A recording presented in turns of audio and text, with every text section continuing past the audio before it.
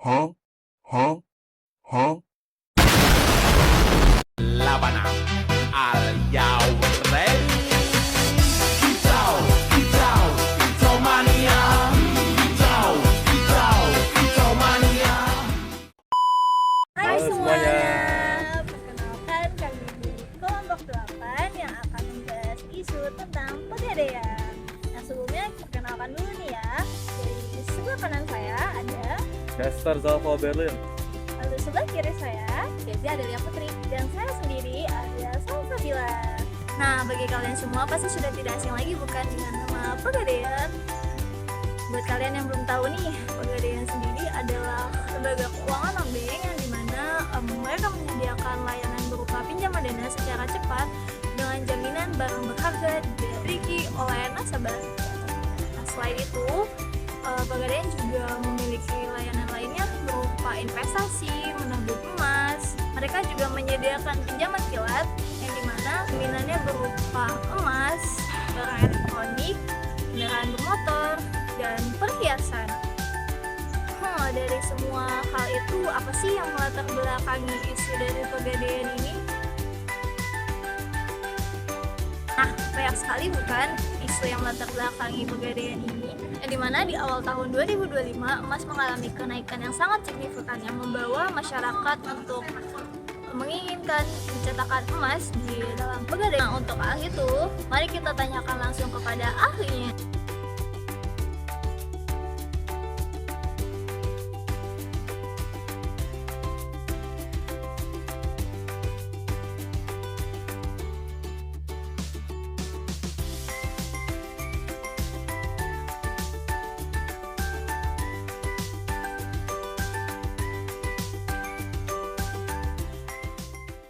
Baik, kembali lagi bersama kami di sini.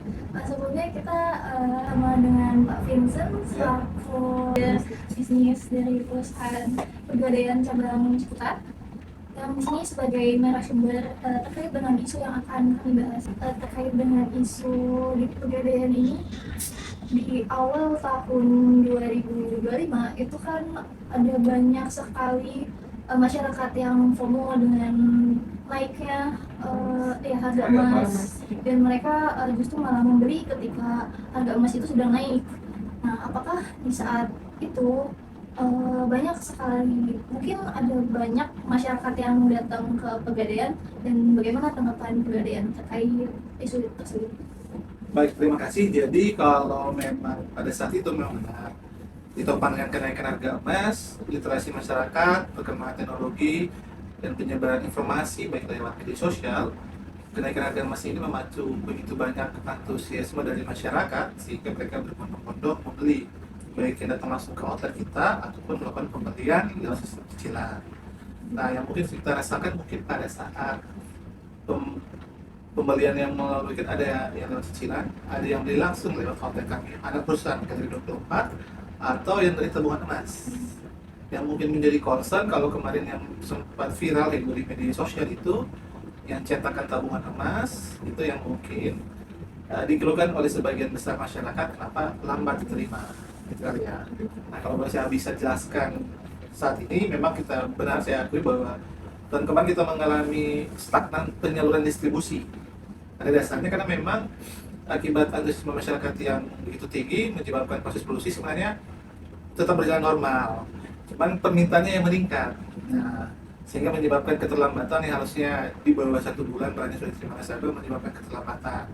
Untuk mengatasi tersebut, perusahaan lewat 6 perusahaan kita di 24 sudah mengatasi hal tersebut dengan cara mengoptimalkan produksi. Jadi bahkan kita bisa produksi selama full 24 jam untuk mengatasi keterlambatan pengiriman. Jadi kalau bisa saya menjawab bahwa FOMO masyarakat itu pada dasarnya bagus, baik buat perusahaan kita juga, baik juga buat masyarakat umum. Tapi kita nggak bisa pungkiri bahwa saking banyaknya memang kita kemarin keterlambatan. Tapi insya Allah mulai, misalnya dari awal tahun pun, tahun 2026, pelan-pelan sudah mulai diatasi ya keterlambatan. Dan sekarang juga insya Allah, alhamdulillah, penerimaan barang jaminan khusus tabungan emas, itu kita sudah bisa penuhi. Memang jangka waktunya dulunya dari 30 hari, 1 bulan, sekarang menjadi 45 hari. Tapi bukan berarti 45 hari diterima nasabah sebenarnya. Kita ingin menjamin bahwa ketersediaan manajemen itu ada. Jadi kita berusaha, kita kasih spare waktu, tapi prakteknya kemarin nasabah malah menerima di 30 hari sebenarnya. Gitu ya. Cuma memang aturannya sekarang kita rubah jadi 45 hari. Di awalnya 30 hari. Berikutnya saya pengen tanya Pak tentang aturan yang 45 hari itu. Iya. Di mana tadi kan 45 hari. Sekarang tuh 30 hari itu utamanya selain yang tadi Bapak sebutkan ada lagi tidak Pak? Oh, dari kalau kemarin kan 30 hari jadi 45 hari. Jadi pada dasarnya itu kita mengantisipasi bisa jadi kan ketersediaan dan peningkatan keinginan nasabah meningkat. Jadi kita sebenarnya pada dasarnya lebih ke antisipatif bahwa bisa jadi FOMO ini akan ada episode yang lain. Dan sampai malah keinginan masyarakat ini justru perusahaan tidak bisa mengantisipasi. Pengennya mau buru-buru karena banyak saya juga pernah ngomong kepada nasabah, oh kenapa dicetak dan lain-lain kan lebih aman dalam bentuk tabungan. Oh, saya persiapan buat mahar. Ada yang begitu.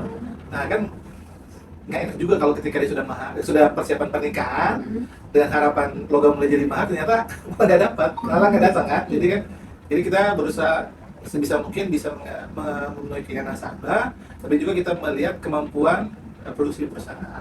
Dalam artian ini ada perusahaan kita ya dari 24. Selain itu juga ada aspek-aspek mungkin itu pasti dari perusahaan ya, perusahaan kita. Tapi kalau namanya mungkin saluran bisnis pasti kan ada, kalau produksi ada barangnya, barang mentahnya, bisa jadi ada kendala di situ yang mungkin akhirnya oke bisa jadi 30 ke 45 hari. Selain itu, balik lagi ke masalah isu tadi Pak. Oke. Kira-kira resiko operasional apa saja sih yang saat itu dialami oleh Pegadaian? Oke, kalau risiko operasional ya pasti kita sendiri di outlet mengalami komplainan ya dari masyarakat dan akhirnya nama perusahaan yang terbawa di bawah ya. Kalau boleh disampaikan bahwa mungkin kita kan di outlet sebenarnya nggak tahu apa-apa ya. Tapi bukan berarti kita diam diri ya. Dari kita di outlet sendiri berusaha mencari informasi ke manajemen dan didapat jawaban bahwa ternyata memang sama seperti ceritanya kalau kita produksi 1 kilo ternyata tiba-tiba jadi 2 kilo. Jadi butuh persiapan yang lebih matang lah. Apalagi permintaan banyak masyarakat umum yang memiliki permintaan mencetak untuk denominasi kecil. Yang mana proses produksi untuk ukuran 1 gram, 0,5 sama 1 kilo kurang lebih sama. Sedangkan yang lebih banyak 1 kecil. Jadi kan Mas, kalau kita buat lantakan 1 kilo nggak mungkin kita main langsung potong langsung presisi tiba-tiba langsung 1 kilo 1 gram kan nggak seperti itu ya. Jadi butuh proses yang lebih banyak. Makanya mungkin di kesempatan ini boleh saya sampaikan bahwa pada dasarnya emas itu dipegang itu aman. Bahwa mungkin ada yang lebih senang fisik, ada yang lebih senang digital. Kalau boleh untuk investasi jangka waktu lebih panjang, pilihlah yang digital. Berapa digital? Karena pada dasarnya kan nilainya sama. Bukan nilainya sama, bahkan sebenarnya kalau kita bandingin, kalau beli kan lebih murah tabungan ya. Tapi kalau misalnya nilainya sama, kelebihan lain kalau kita punya digital itu bisa didepositokan dibanding yang fisik. Nah, kalau fisik memang berasa kita punya barang sih, betul saya akui. Mungkin kalau kita simpan fisik ada risiko ya, cemas tiba-tiba hilang, lupa naruhnya di mana, kayak gitu ya. Atau hilang jatuh kan tidak bisa. Semuanya bisa terjadi. Tapi kalau digital mungkin lupa password, HP hilang itu bisa diatasi. Cara datang ke petugas terdekat. Lagi lonjakan harga emas itu yang buat Pegadaian jadi agak sempat ramai juga waktu didatengin kan harga emas. Itu karena dari nasabahnya itu kebanyakan nasabah yang emang punya tabungan emas di Tring ya Pak. Jadi dia pas nyetak itu susah atau gimana? Oh ya, jadi memang ketika harga emasnya naik itu memang dari perusahaan kita juga kan menawarkan. Jadi kita juga menghubungi nasabah bukan hanya karena nasabah yang memang beli tabungan emas atau dicicil, tapi kenapa polisinya itu nasabahnya ramai di Pegadaian? Karena salah satunya banyak nasabah yang memiliki kebutuhan, kita hubungin untuk ditawarkan proses top up. Jadi pinjaman lamanya mungkin 1 juta, ternyata dengan barang yang sejenis bisa jadi 3 juta. Jadi ada lonjakan trafik kunjungan nasabah ke Pegadaian. Selain juga dikunjungi dengan banyak masyarakat umum yang pengen mengetahui sebenarnya informasi-informasi tabungan. Banyak kita ditonton kemarin yang nasabah, bukan nasabah Pegadaian, yang punya menjadi nasabah Pegadaian, dapat informasi lewat media massa, ini datang ke Pegadaian berbondong-bondong. Jadi mereka cari tahu sebenarnya ada apa sih harga emas, terus kelebihan galeri, kelebihan keuntungan mereka buka tabungan emas lewat Pegadaian. Saya Boleh saran. baik dari kasus lonjakan masa kemarin ya Pak. Oh ya. Dari pihak Pegadaian itu sudah ada tidak buat penanggulangan masalah yang kemarin, masalah yang mendatang? pendatang maksudnya gimana? Ketika tiba-tiba masnya betul atau gimana? Semacam rencana cadangan ketika itu terjadi lagi. Oh, untuk misalnya ini ya, produksi tabung emasnya Iya. katakannya. Jadi memang kemarin sudah difasilitasi oleh anak perusahaan kami GD24 untuk proses produksinya lebih banyak lagi ya. Bahkan sampai dulu yang saya dengar itu sampai 24 jam. Jadi memang full kerja 24 jam untuk memenuhi kebutuhan masyarakat yang ingin mencetak tabung emas. Cuman proses bisnis pasti tidak ada perencanaan. Nah, untuk itu yang saya pahamin bahwa perusahaan itu sudah menyiapkan langkah-langkah antisipatif ketika harga emasnya tiba-tiba melonjak lagi. Berupa persiapan diversifikasi alat produksi, penambahan jasa pengiriman supaya barangnya lebih cepat tiba. Tapi selain daripada itu, perusahaan kami sebagai perusahaan induk Pegadaian ini terus kita lebih ke literasi, memberi pemahaman, memberi pilihan kepada masyarakat umum bahwa selain fisik ada juga tadi saya sampaikan ada juga yang digital, tidak mesti fisik sebenarnya. Tapi ya kita nggak bisa maksain, ini pilihan, sekali lagi ini pilihan nasabah. Kalau mau suka yang fisik mau. Nah, menarik banget kan penjelasan dari Pak Vice tadi.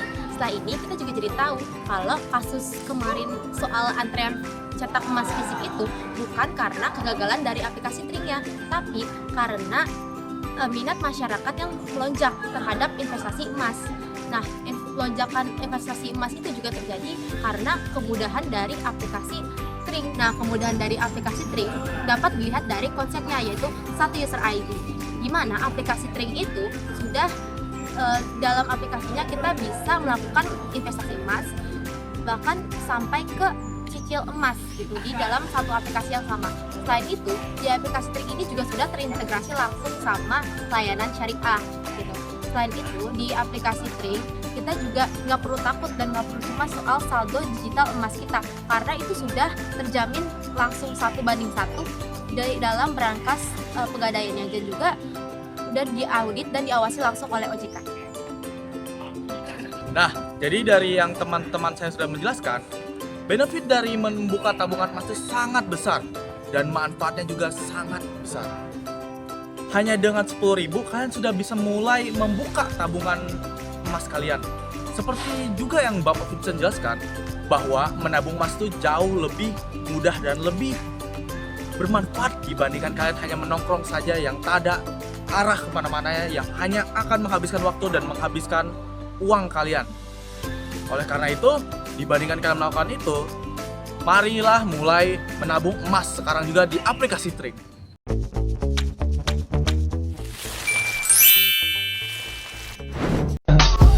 I just had to let you know you're